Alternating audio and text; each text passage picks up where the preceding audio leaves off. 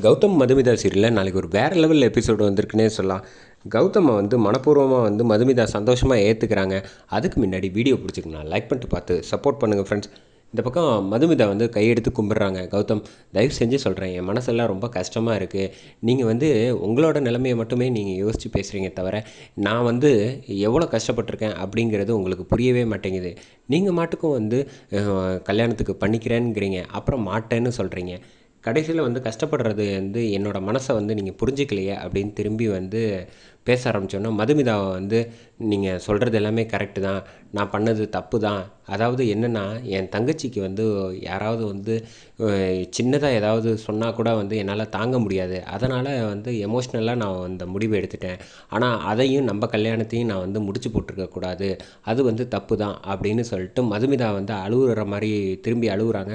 கரெக்டாக வந்து மதுமிதா ஷோல்டரில் வந்து இப்படி கை வைக்கலான்ட்டு வராப்பில் கௌதம்.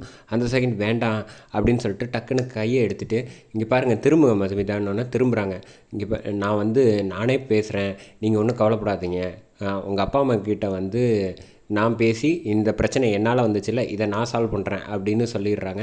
இல்லை பரவாயில்ல இருக்கட்டும் அப்படின்னு சொன்னோன்னே கௌதம் மனசு வந்து புரிஞ்சுக்கிறாங்க. நம்ம மதுமிதா வேணும்ன்ட்டு எதுவும் செய்யலை, ஏதோ ஒரு தங்கச்சி மேலே உள்ள பாசத்தில் செஞ்சிட்டாப்புல அப்படின்னு புரிஞ்சுக்கிறாங்க. புரிஞ்சோடனே லிஃப்ட் அழுத்துறாங்க. லிஃப்ட் வந்து ஒர்க் ஆகலை. அந்த சமயத்தில் சரி நீங்கள் ஒன்றும் அவ்வளோ கஷ்டப்பட்டு மாடியில் ஏற வேணாம், எங்கள் அப்பா அம்மா கிட்டே வந்து நானே சொல்லிக்கிறேன் அப்படின்னு சொல்லிட்டு நான் வாங்க வழி அனுப்பி விட்றேன் அப்படின்னு சொல்லிட்டு கௌதமை வந்து காரில் கிட்டக்க வந்தோடனே கௌதம் வந்து டாட்டா காட்டுறாங்க. அதே மாதிரி மதுமிதாவும் சந்தோஷமாக கை காட்டி டாட்டா காமிச்சு வழி அனுப்பி வைக்கிறாங்க. செம க்யூட்டாக இருந்துச்சுன்னே சொல்லலாம் அந்த சீன்.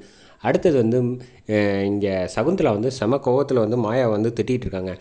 அம்மா இதை வந்து சரியா இல்லைம்மா, நான் பேசாமல் ஜீவா கிட்ட இந்த விஷயத்த சொல்லிடலாம் அப்படின்னோடனே, பேசாமல் இருக்கியா, இந்த விஷயம் வந்து ஜீவாவுக்கு தெரிஞ்சால் அவன் சும்மா இருப்பானா, அவன் குடும்பத்தில் உள்ள எல்லாருக்கிட்டையும் சொல்லிடுவான், அது வந்து சரியாக வராது, அது ஜீவாவுக்கு வந்து கல்யாணம் ஆனதுக்கு அப்புறமேட்டுக்கு சொல்லிக்கலாம், நீ முதல்ல பேசாமல் இரு அப்படின்னு சொல்லி இந்த விஷயத்தை மட்டும் நீ சொன்ன உன்னை தொலைச்சி ஜீவா கிட்டேன்னப்போ கரெக்டாக ஜீவா வந்து உள்ளே என்ட்ரி ஆனோன்னே சகுந்தலாவுக்கு வந்து என்ன செய்கிறதுன்னு தெரியாமல் முழிக்கிறாங்க. வாங்க தம்பி எப்போ வந்தீங்க அப்படின்னா, இப்போ தான் வந்தேன், மாயா கிட்ட நான் தனியாக பேசணும் அப்படின்னா, தாராளமாக போய் பேசுங்க அப்படின்னோன்னே, அவசரப்பட்டு உளறிடாத அப்படின்னு சொல்லி அனுப்பி விட்றாங்க ரூமுக்கு.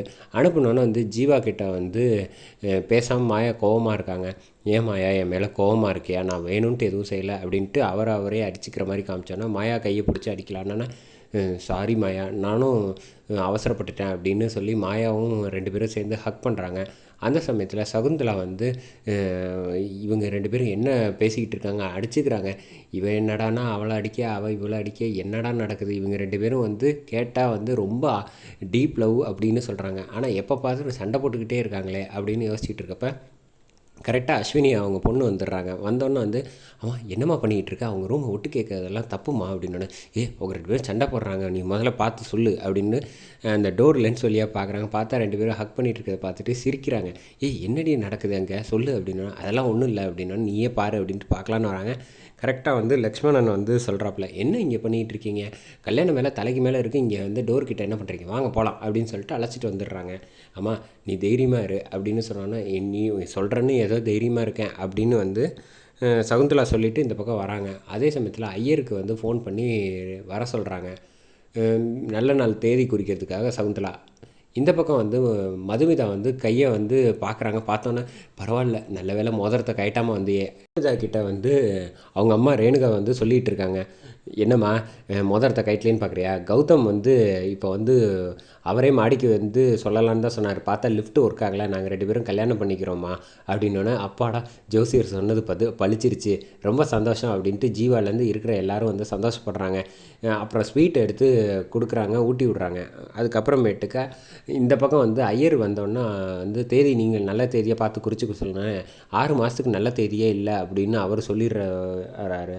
அதை கேட்டுட்டு வந்து அப்படிலாம் விட்டுற முடியாது, ஏதாவது ஒரு நல்ல தேதி குறிச்சாகணும், நாங்கள் வந்து ரொம்ப இக்கட்டான சூழ்நிலையில் இருக்கோம், அவளுக்கு வந்து கல்யாணம் பண்ணி வைக்கணும் அப்படின்னு சொல்கிறப்ப, தேதி இல்லைன்னா இல்லைன்னு தாம்மா சொல்ல முடியும் அப்படின்னா, எவ்வளோ காசு வேணாலும் வாங்கிக்கோங்க அப்படின்னு வந்து சொல்கிறாப்புல. காசு பிரச்சனை இல்லைம்மா, நீங்கள் யாரை வேணாலும் வச்சு பண்ணிக்கோங்க அப்படின்னு டக்குன்னு எந்திரிச்சு போகலான்னு பார்க்குறப்ப ஐயரை வந்து நில்லுங்க அப்படின்னு சகுந்தலா சொல்கிறாங்க. இது வரைக்கும் நம்ம இத்தனை வருஷமாக வந்து நீங்கள் சொல்லி தானே நல்ல தேதி ஒன்று பார்த்து சொல்லுங்கள் அப்படின்னு சொன்னோன்னே, சரிம்மா நானே பார்த்து சொல்கிறேன் அப்படின்ட்டு இந்த பக்கம் சொல்லி முடிச்சிடுறாங்க. அடுத்த நாள் காலையில் வந்து நல்லா தூங்கிட்டு இருக்காங்க வந்து மது. அலாரம்லேருந்து எல்லாத்தையும் ஆஃப் பண்ணிவிட்டு இங்கே வீட்டில் உள்ளவங்க எல்லாரும் வேலை செஞ்சுட்ருக்காங்க.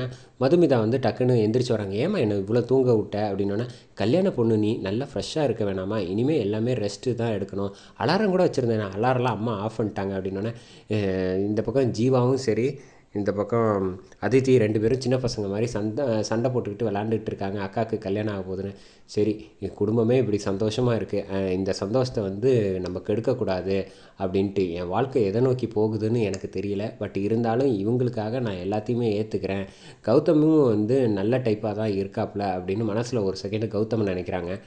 அந்த பக்கம் வந்து கௌதம் வந்து அவங்க ஃப்ரெண்டு சந்தோஷ் கிட்ட, நீ என்ன பண்ணுவியோ எனக்கு தெரியாது, இந்த கல்யாணத்தை வந்து சிம்பிளாக நடத்தணும், கிராண்டாக சொல்லக்கூடாது அப்படின்னோடனே, என்னடா இப்படி சொல்லிட்ட, ஊரில் உள்ள எல்லா விஐபியும் உன் கல்யாணத்துக்கு வருவாங்க, நீ வந்து இதுக்கெல்லாம் போய் செய்யலாமா, யோசிக்கலாமா அப்படின்னு கண்ணத்தை கல்யாணம், நீ இவ்வளோ கொஞ்சத்தை பார்த்தா எனக்கு தெரியாது, எனக்கு தெரியாமல் ஏதாவது ஒரு திட்டம் போட்டு வச்சிடாதடா, நான் சொல்கிறத கேளு, ரொம்ப சிம்பிளாக இருக்கணும், யாருக்கும் எதுவும் கஷ்டப்படுத்தக்கூடாது அப்படின்னு சொன்னோன்னே, சரி இவ்வளோ தானே நண்பா, நான் எல்லாத்தையும் வந்து பக்காவாக செஞ்சிடுறேன் அப்படின்னு கௌதம் கிட்ட சொல்லிவிட்டு அங்கேருந்து கிளம்புறாங்க அவங்க ஃப்ரெண்டு சந்தோஷ். அதோட முடியுது எபிசோடு.